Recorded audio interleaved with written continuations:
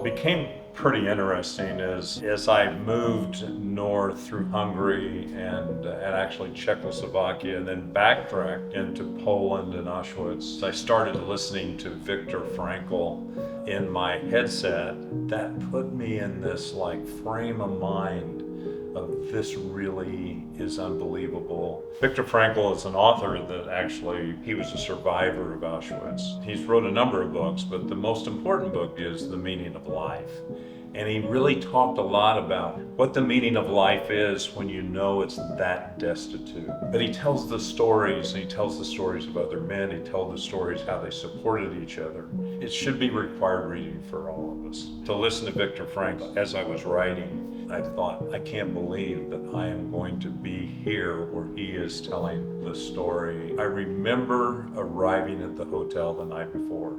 I had a guide the next morning at 8 a.m. Walking through the gates and walking into Auschwitz had a major impact on me, and we hadn't even started touring the facility. My overall impression of Auschwitz was something that needs to be understood by all of us. I highly recommend people go and experience firsthand how this happened and what happened. It's beyond belief when you think about it from just common terms of a textbook or something like that. And of course, there were things that hit me hard, like the collection of shoes, the collection of luggage, the way they lived in bunks, 4 men and women to a bunk with 1 blanket.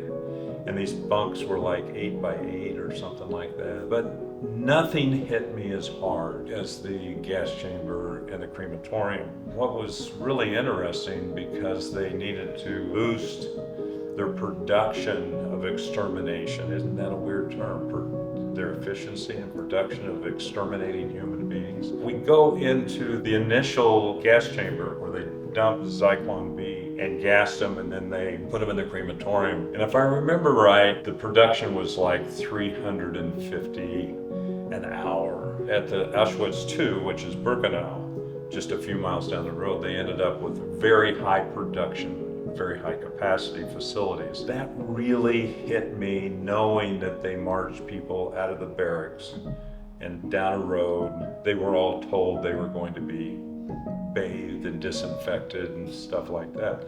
That's not what happened, of course. We know that. Knowing that those ashes were dumped on the grounds and that we were literally walking on human ashes. So if you think about 1.3 million people were brought to Auschwitz and 1.1 million people were killed through these gas chambers. I walked away knowing that man is capable of this evil. We've seen it for millennia. I mean, it's always been here. But man is also capable of kindness. It's hard to imagine that this could happen in any type of modern society, but it can.